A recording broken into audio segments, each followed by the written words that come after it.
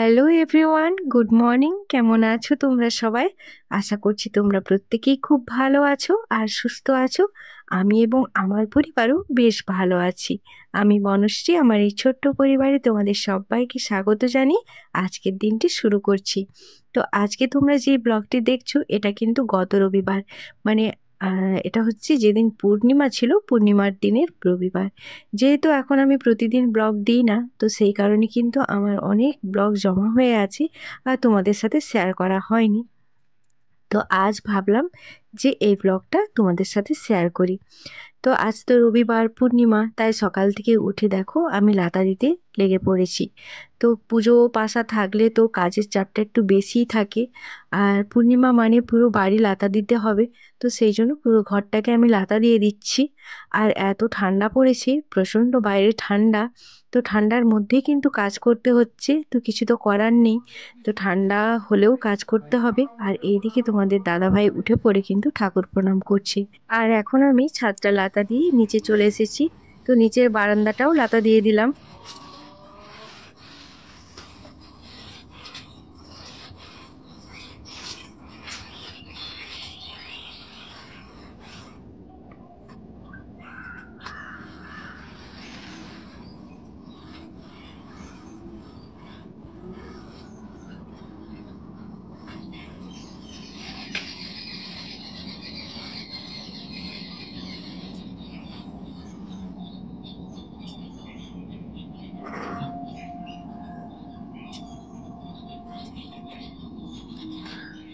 আর এখন আমি উঠোনটা ঝাড় দিতে চলে এলাম।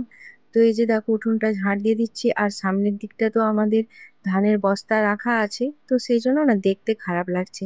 তো উঠোনের সামনে যদি মানে কিছু থাকে, পরিষ্কার পরিচ্ছন্ন থাকলে দেখতে ভালো লাগে। তো এখন ধান বস্তাগুলো রাখা আছে, ওগুলো বিক্রি হয়ে যাবে, বিক্রি হয়ে গেলে আবার কিন্তু পরিষ্কার হয়ে যাবে। তো এই যে দেখো আমি উঠোনটা ভালো করে ঝাড় দিয়ে দিচ্ছি। তো যেটুকু জায়গা খালি ছিল সেইটুকু জায়গা ভালোভাবে পরিষ্কার করে ঝাড় দিয়ে দিয়েছি।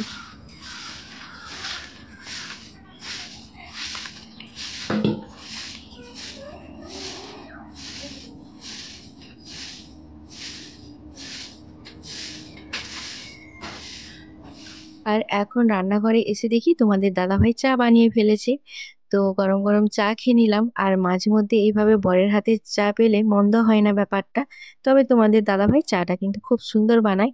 আর আমি ওইটাতেই সীমাবদ্ধ, তো ওর থেকে বেশি আশা করা যায় না। তো ও চাটা ভালো পারে, চাটা বানায়, মাঝে মধ্যেই বানিয়ে খাওয়া। তো তারপর এই যে গ্যাসের যে সেলফ কাউন্টারগুলো ছিল, তো সেগুলোকে একটু সাজিয়ে গুছিয়ে নিচ্ছি।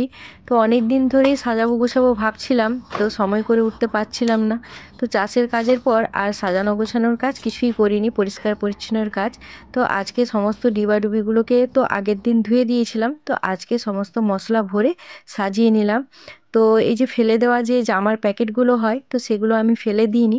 তো সেগুলোকেই দিয়ে আমি কাগজ মানে আর কাপড়ের ছেঁড়া দিয়ে বসিয়ে সুন্দর করে সাজিয়ে নিয়েছি। তো এই আইডিয়াটা তোমাদের কেমন লেগেছে অবশ্যই কমেন্ট করে জানিও। তো এগুলো তো ফেলেই দিতাম, কিন্তু আমি কাজে লাগিয়ে দিলাম। তো কি বলো তো, আমার রান্নাঘরে তো সেরকম কোনো দামি আসবাবপত্র বা আমার রান্নাঘর সেরকম দামি শৌখিন নয়। তো যতটুকু আছে ততটুকুকেই সুন্দর করে সাজিয়ে গুছিয়ে রাখার চেষ্টা করি। আসলে কি বলো তো, ঘর বাড়ি পাকার হোক বা মাটির হোক, সাজানো গোছানোর যদি ইচ্ছাটা আমাদের মধ্যে থাকে না, তাহলে কিন্তু সেটাকেই আমরা সাজিয়ে গুছিয়ে রাখতে পারি। তো এই যে দেখো প্যাকেটগুলো দিয়ে পুরো রান্নাঘরের যে সেলফ কাউন্টারটা সুন্দরভাবে গুছিয়ে নিলাম। তো তোমাদের কেমন লেগেছে অবশ্যই কমেন্ট করে জানিও। আর এই আইডিয়াটা তোমাদের কেমন লেগেছে সেটাও কমেন্ট করে জানিও। আর তোমাদের কাছে যদি কোনো ভালো আইডিয়া থাকে সেটাও কিন্তু তোমরা কমেন্টের মাধ্যমে জানাতে পারো। তো আমার কিন্তু খুব ভালো লাগবে। তো এই যে দেখো এখানে ট্রেটার মধ্যে দুটো গ্লাস গরম জল খাই তোমাদের দাদাভাই আর আমি। তো দুটো গ্লাস আর কাপগুলো রেখে দিলাম। আর এখানে মিক্সিটাকেও একটু ভালোভাবে পরিষ্কার করে মোছামুছি করে নিলাম। আর এই প্যাকেটটার মধ্যে একটা কেক ছিল, তো কেকটা তো খেয়ে ফেলেছি। তো কেকটা খেয়ে আর প্যাকেটটা ফেলিনি, প্যাকেটটাকে রেখে দিয়েছিলাম। তো এই প্যাকেটটার মধ্যে এখন দেখো কয়েকটা দরকারি ওষুধ রেখে দিচ্ছি। ওই গ্যাসের ওষুধ, তারপর জ্বরের ওষুধ, তোমাদের দাদাভাইয়ের কিছু ওষুধ, আমার ওষুধ সমস্তটাই ভরে নিলাম। তো ওটা তো ফেলেই দিতাম, তো ফেলে না দিয়ে একটা কাজে লাগিয়ে নিলাম। তো এইভাবে কিন্তু এই প্যাকেটগুলো না খুব কাজে লেগে যায়। ওষুধপত্র, তারপর আমাদের মোজা, রুমাল এই সমস্তগুলোকেও সুন্দর করে অর্গানাইজড করে রাখা যায়। তো এই যে দেখো আজকে কিন্তু গ্যাসের যে বার্নারগুলোকেও কিন্তু পরিষ্কার করে নিয়েছি। এই যে প্রচুর ময়লা হয়ে গেছিলো আর মানে জ্যাম হয়ে গেছিলো, তাতে করে ভালো জ্বলতো না।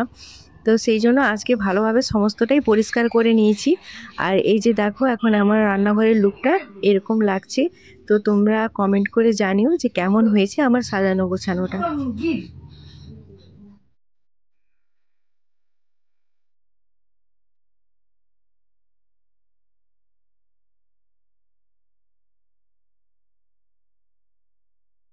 আর এখন আমি স্নান করে চলে এসেছি আর পুজোর জোগাড় করতে হবে, ঠাকুর মশাই চলে আসবে, অনেকটাই দেরি হয়ে গেছে।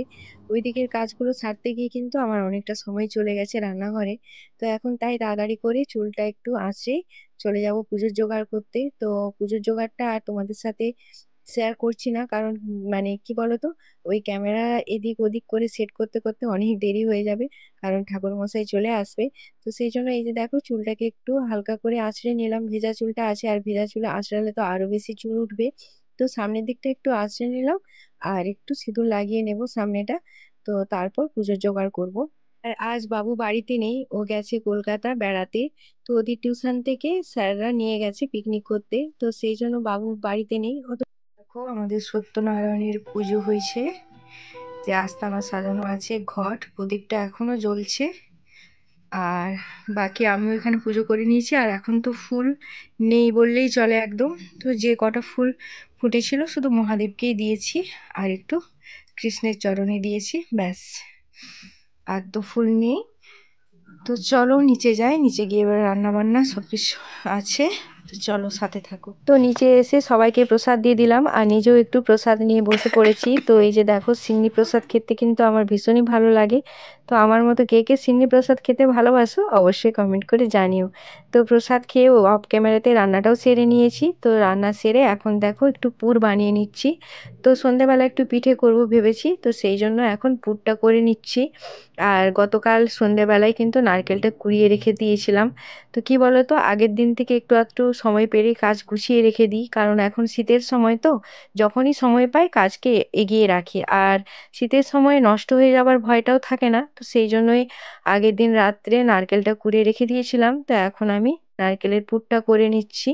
তো অল্প একটু গুড় ছিল, গুঁড়ো দিয়েছি, তার সাথে একটু চিনি দিয়ে পুরটা বানালাম।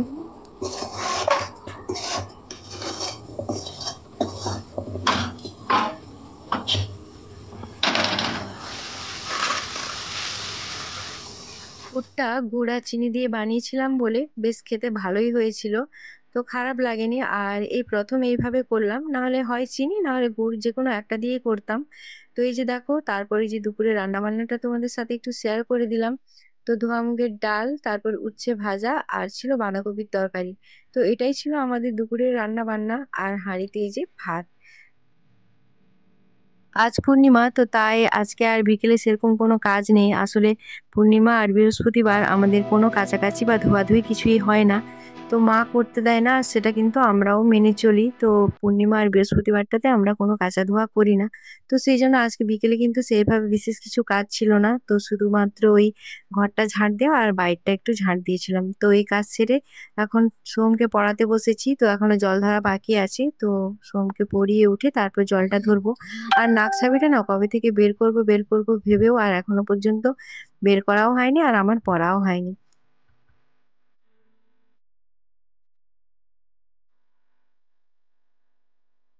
ফিরে এলাম একেবারে সন্ধ্যের সময়। তো এই যে দেখো পিঠে বানানোর জন্য আঁধালটা আমি রেডি করে নিয়েছি।